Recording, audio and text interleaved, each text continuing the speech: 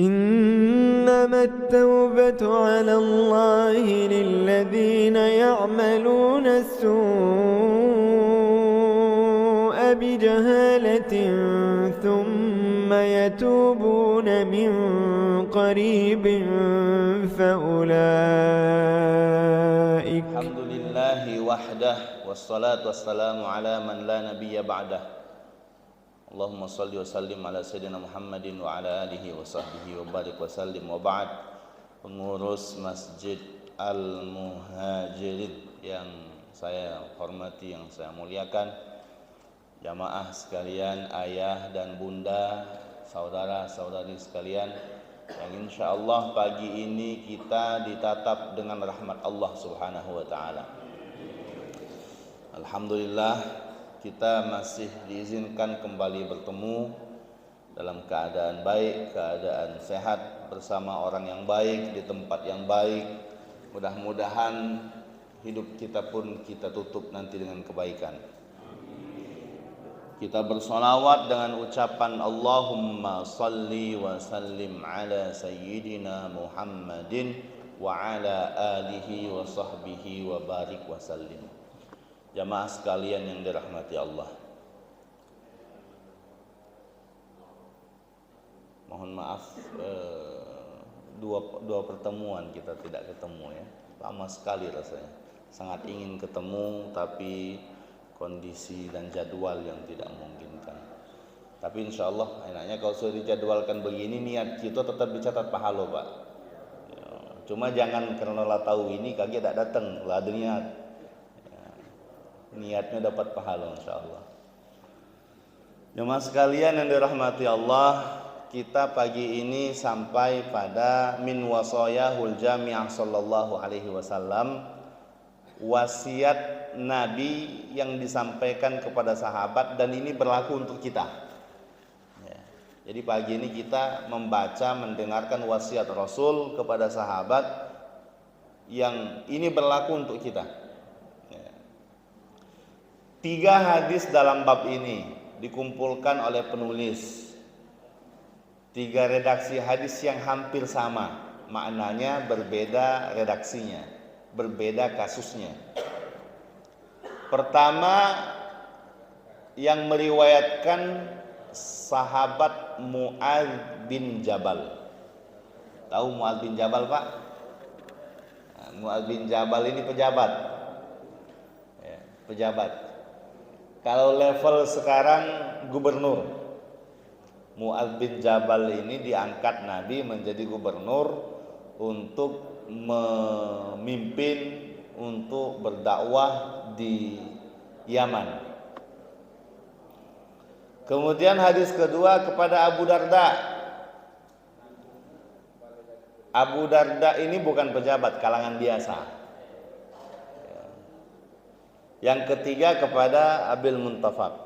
Barakallahu fikum, jazakumullah khairan.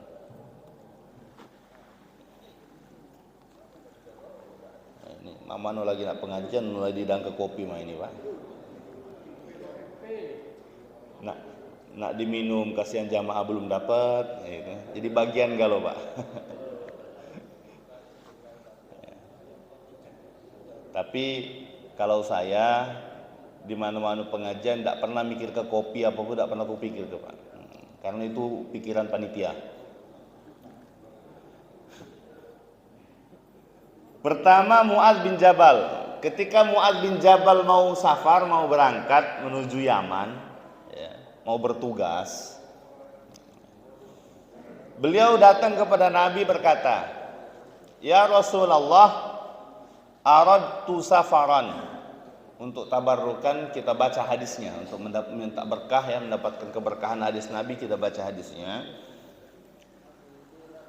An Mu'adz bin Jabal radhiyallahu anhu qala aradtu safaran faqultu ya Rasulullah.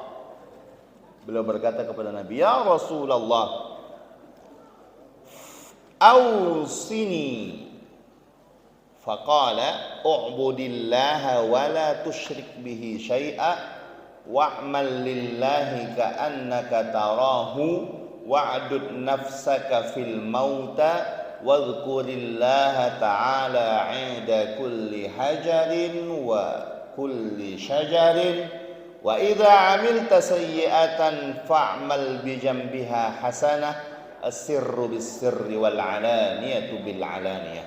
Ini wasiat Nabi kepada Mu'adz bin Jabal pertama. Yang kedua, wasiatnya kepada Abu Darda, sahabat Nabi soleh. An Abi Darda radhiyallahu anhu qala qala Rasulullah sallallahu alaihi wasallam u'budillaha ka'annaka tarahu wa udda nafsaka fil mauta wa iyyaka wa da'watil madlum fa innahunna mujabat wa 'alaika bis salatil ghadati wal 'ashiyyi fashhadhuma falau ta'lamuna ma fihima la'atauhuma walau habwa. Hadis ketiga dari Abil Muntafaq anna Rasulullah sallallahu alaihi wasallam qala u'budullaha la tusyrik bihi syai'a wa aqimis salatal maktubah wa addaz zakatal mafruḍah wa hujja wa'tamir wa sum ramadhana wa anzur ma tuhibbu lin-nasi ay ya'tuhu ilaika faf'alhu bihim wa ma takrahu ay ya'tuhu ilaika fadarhum minhu. Haditsun hasan. Dari tiga hadis ini mengajarkan kepada kita beberapa wasiat Nabi. Yang pertama yang dapat kita ambil dari hadis, ada kebiasaan. Kebiasaan ini meminta wasiat. Di masyarakat kita hampir ketika kita katakan nama wasiat itu kaitannya dengan harta kan?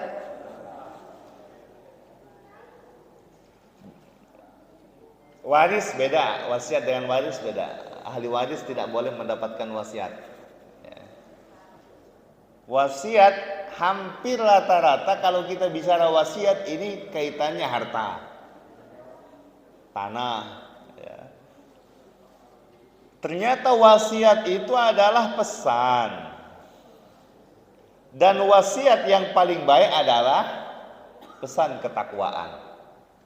Maka setiap Jumat, bapak-bapak yang sehat, tidak ada halangan syar'i, tidak dalam perjalanan, tidak sakit, wajib hukumnya datang ke masjid untuk mendengarkan wasiat takwa. Jadi khutbah itu yang penting, yang wajib, yang rukun selain hamdalah, syahadat, kemudian sholawat, membaca ayat di dalamnya, ada satu lagi rukunnya yaitu wasiat takwa. Biasanya khotib kalau mengungkapkan dalam bahasa Arab, usikum bitaqwallah. Biasanya begitu redaksi katanya. Bahasa yang lain boleh. Sebanyak-banyak apa dia khutbah, sebagus apa retorika dan materinya, kalau tidak ada wasiat takwa dalam khutbah Jumat, batal khutbahnya, tidak sah. Salat zuhur gitu, atau ngulang Jumatnya. Jadi wasiat takwa yang penting. Wa tazawwadu fa inna khairaz zadi taqwa. Berbekallah kalian, sebaik-baik bekal adalah takwa, kata Allah Subhanahu wa taala. U'budullaha, jadi wasiat, Pak. Sahabat mau pergi minta wasiat sama Nabi. Ini juga bagus untuk kita. Kalau kita mau pergi, mau jalan jauh, kita temui orang tua kita, kita temu guru kita, orang yang kita anggap tua, kakak kita. Ya. Pesan apa yang dia berikan itu bermakna. Dan kita kepada anak juga penting. Ya. Pernah gak kita berpesan kepada anak kita waktu dia mau berangkat sekolah, untuk nak jangan lupa nanti sholat zuhur. Kita kan selama ini selalu fokus pesannya kepada nak jangan lupa makan siang, ini bekal kaki dah habis ya, jangan tidak. Kaki balik sekolah tidur nak les, ini pesan kan sebenarnya, Pak. Tapi pernahkah kita berpesan kepada anak kita, kepada cucu kita dengan ketakwaan? Ya, apalagi yang mau merantau jauh, itu penting, Pak. Ya. Ya, berwasiat dengan kebaikan. Apa manfaatnya? Kalau mereka menjalankan wasiat itu, kita dapat pahala. Qadarullah kita meninggal, dia lakukan itu pesan kita, setiap dia lakukan kebaikan kita dapat pahala terus menerus dalam kubur kita. Ya, itu pertama. Yang kedua, ya, wasiat itu tidak boleh berake. Ini tetangga kita nak berangkat haji nih. Ini banyak. Kita datang, kita nganter. Ini salah satu yang unik juga Pak, tapi bagus. Ya, ini budaya. Di Indonesia nih kalau nak nganter haji, ada jamaah nak berangkat haji siko, apa duo laki bini, yang berangkat siko yang nganter setongkang. Tahu tongkang Pak ya? Motor laut itu Pak. Ini kalau kami di jalur dulu ya. Laki bini yang nganter 2 tongkang itu Pak, siko keluarga laki, siko keluarga bini. Jadi besarlah ongkos nganternya dari ongkos biaya hajinya. Yang dari dusun Meranjat sana, dari Tanjung Batu sana 8 bis berangkat. Yang berangkat cuma siko. Nah, wasiat ketika ada orang yang mau berangkat haji misalnya, berwasiat itu berpesan kita boleh, minta doakan di sana. Datang inian, wah kamu tuh nak berangkat haji, doakan aku ini lagi nak tes CPNS tahun ini, tolong mudah-mudahan lulus. Yang belum ada bini, wah tolong doakan aku ada bini, dan seterusnya. Minta doa, itu mustajab.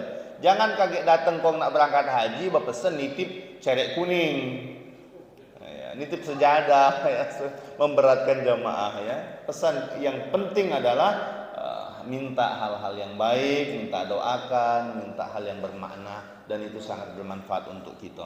Apa wasiat Nabi? Dari 3 hadis tadi dirangkum. Pertama, u'budillaha la tusyrik bihi syai'a. Dari 3 hadis ini Nabi mengutamakan sembahlah Allah, jangan mensekutukannya. Ini sangat prinsipil menyembah Allah. Karena menyembah Allah sering kita katakan hubungan kita manusia dengan Allah itu akan terkoneksi ketika kita masih menyembah Allah, ibadah kepada Allah, khususnya sholat utamanya, dan ibadah-ibadah yang lain. Ya. Kalau ada hamba, ada manusia lepas sinyal dari Allah, kacau hidupnya. Maka yang penting ini jaringan, koneksi kita dengan Allah untuk terus tersambung. Ibadah itu menyembah. Ibadah ada 3 rukun. Kata ulama menjelaskan, ibadah itu ada 3 rukun. Harus ada dalam satu ibadah. Pertama, rasa cinta kepada Allah. Kita kan mau nyembah nih. Yang kedua, mengharap dari Allah. Yang ketiga, al-khauf, takut dari laknat dan bencinya Allah. Nah, ini 3 harus ada. Kalau ibadah nggak ada 3 ini, hambar dia. Ya, cuma sekedar gerak-gerak ibadah saja, nggak ada rasa di dalam hati. Tapi ketika ini terkumpul di dalam hati, wajada halawatal iman. Seorang mukmin akan menemukan manisnya iman. Ya. Dari mana ketemu manisnya iman? Emang kerasa? Tidak terasa, terkecap di lidah, tapi akan menjadi habit, akan menjadi kebiasaan yang dibangun, dan dia senang melakukan itu. Sholat jamaah ke masjid Pak. Nanti dikatakan di sini, sholat yang paling berat itu sholat apa?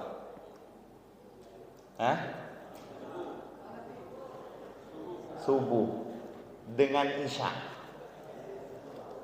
Sehingga apa kata Nabi?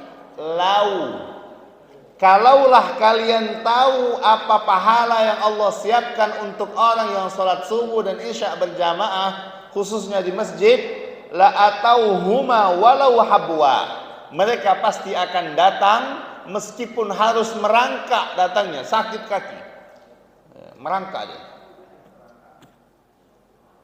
Kalau kita tahu, ya, maka yang pertama kata Nabi, ubudullah. Kenapa kita bisa datang? Bapak bangun jam 3, setengah 4, mandi, bersegera ke masjid. Karena sudah ada rasa manis dalam hati kita ibadah.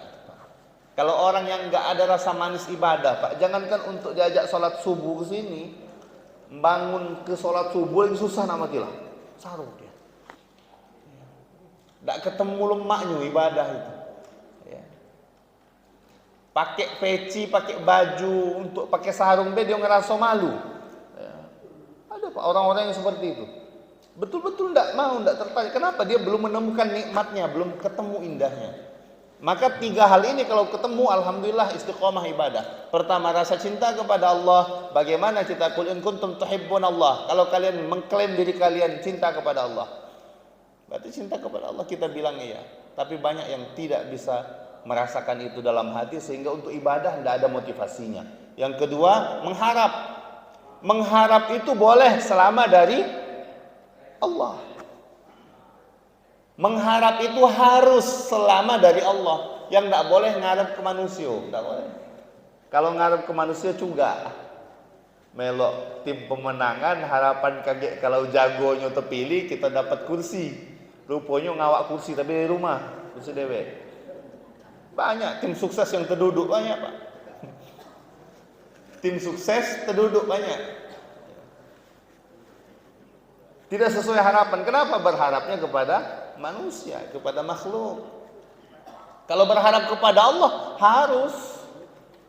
Maka berdoa itu hukumnya wajib bagi setiap mukmin sebenarnya, Pak. Kita minta. Ngapa kita minta? Menunjukkan kita berharap kepada Allah. Enggak boleh kita ngomong aku tak berharap sama Allah. Pokoknya aku ni ustaz tak peduli. Allah nak ngenju, Allah tidak, Allah sayang, Allah tidak. Pokoknya aku ibadah. Itu salah. Ya. Enggak ketemu istiqomahnya nanti. Yang ketiga, kita takut dari murka Allah Subhanahu wa taala. Itu pertama, sembahlah Allah, jangan mensekutukannya. Rukun ibadah itu ada 3, harus cinta, berdasarkan cinta, kemudian mengharapkan dari Allah, kemudian yang ketiga takut dari laknat dan murka Allah, sehingga dia tidak mudah bermaksiat. Ini 3-tiganya dirangkum dalam pembukaan surat Fatihah. Di Al-Fatihah, Bismillahirrahmanirrahim, Alhamdulillahi Rabbil Alamin, memuji Allah karena cinta. Yang kedua, Ar-Rahmanirrahim, kita tahu Allah Maha Pengasih, Allah Maha Penyayang. Kita ingin dikasihi Allah, kita ingin disayangi Allah. Ini makna mengharap. Yang ketiga, kita ikrarkan bahwa Allah Sang Penguasa, Allah yang paling berkuasa, khususnya nanti di hari kiamat. Maliki yaumiddin. 3 hal ini menjadi pembuka dalam Al-Fatihah yang kita baca dalam sholat kita. Syaratnya ada 2. Ibadah itu syaratnya 2. Pertama, harus ikhlas. Yang kedua, harus melo. Bahasa Arabnya al-ikhlasu lillah wa mutaba'ah. 2 hal ini. Syarat ibadah diterima oleh Allah harus 2. Pertama, ikhlas karena Allah. Harus ikhlas karena Allah. Ngapa kau Jumatan? Ya, perintah Allah. Kita ingin dapat rahmat Allah. Ngapa kau Jumatan? Tak lemak dengan calon besan. Ya. Harus ikhlas karena Allah Ta'ala. Ya. Pak, bagaimana caranya? Saya belum bisa ikhlas. Salat saya masih harus dipengaruhi, harus disuruh-suruh dulu, belum bisa ikhlas. Berarti aku udah usah salat sampai ikhlas? Enggak, salatlah sampai Anda ikhlas. Hanya karena Allah.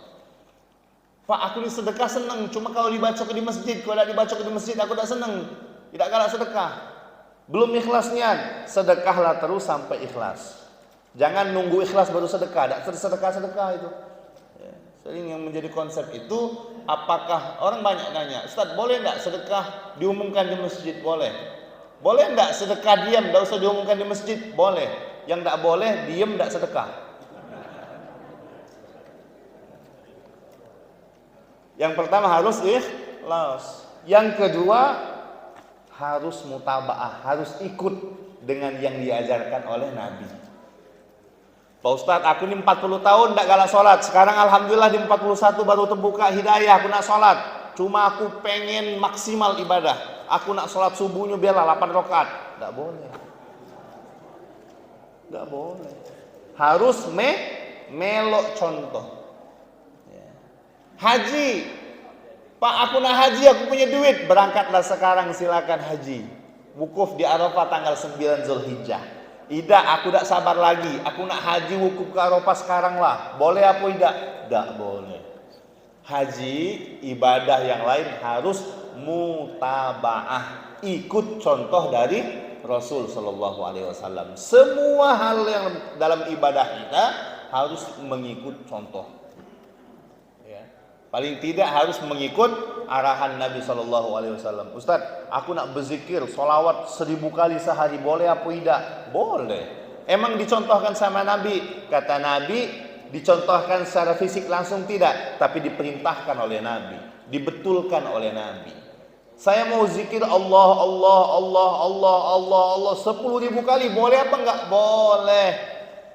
Dicontohkan apa enggak? Dicontohkan, tidak dicontohkan. Allah mengatakan dalam Quran, "Uzkurullaha dzikran katsira." Pak, kami pengen baca Yasin, baca Quran keliling rumah setiap malam Jumat, boleh apa enggak? Boleh. Dicontohkan enggak oleh sahabat? Diperintahkan oleh Allah untuk baca Quran. Masalah bagaimananya silahkan selama tidak melanggar ketentuan yang diajarkan oleh Allah dan Rasulullah. Intinya kayak baca Quran, dimanapun mau baca Quran, selama tempat itu baik, tempat itu bersih, silahkan. Ya. Mau zikir apapun bahasanya, mau 7 hari, 3 hari, 1000 hari, terserah kau. Yang penting isinya zikir, ibadah, silahkan. Ya. Nah, yang tidak boleh dikreasikan itu ibadah-ibadah yang sudah ditentukan oleh Rasul Sallallahu Alaihi Wasallam.